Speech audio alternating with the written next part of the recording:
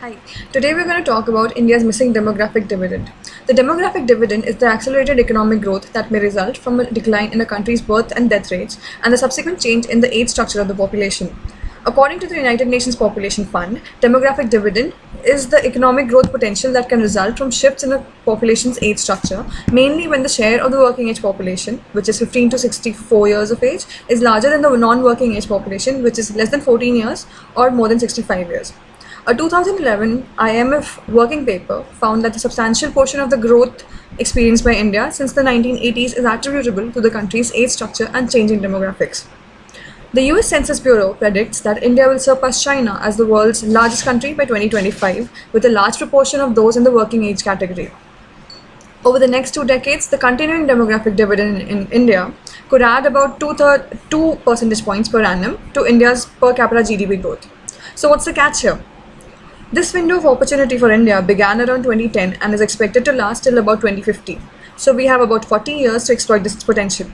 Up until now, we have failed in doing so. How exactly? Now, there has been an abject failure in job creation. India needs 1 million jobs per month to fully utilize the youth. But from 2012 to March 2016, only a minuscule 5 million jobs were added. 28% of the unemployed youth are graduates or higher. Over the last 10 years, at least 10 crore youngsters in the age group of 21 to 31 have had no jobs or have had poor jobs. Over the next 10 years, another 10 crore will join the list, and that's why we have various agitations to call for reservations or other policies which might help the people, or at least that's what they feel. These are all manifestations of what is happening, and the fact that in the last 10 years we didn't produce any jobs, and the next 10 years the chances of getting these jobs are also quite less. Demographic dividend is when jobs are created, when the youth join the workforce and the consumption kicks in. This does not happen on a substantial scale. Political parties need to understand that the biggest challenge for India is the demographic disaster we are going through, and that we want jobs for young people and that they must come together to create jobs. Without jobs, we will be in deep trouble.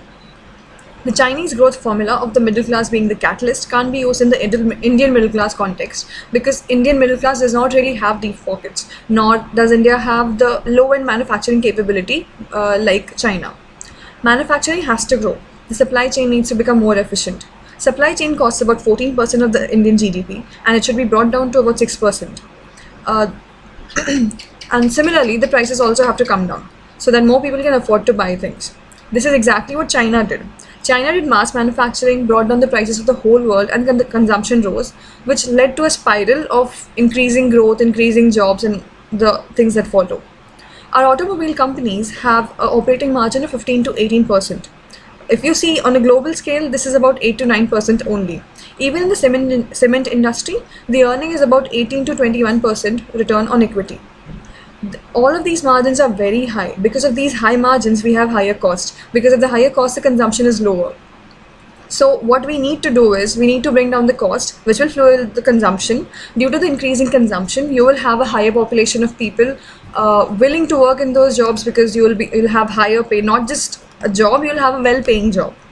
So that is exactly what would happen if you lower the cost. Another reason for losing out on the demographic dividend is the lack of skilled labor force. This is because there is a huge gap between the academia and the industry requirement. To fix this, the education sector must be reformed.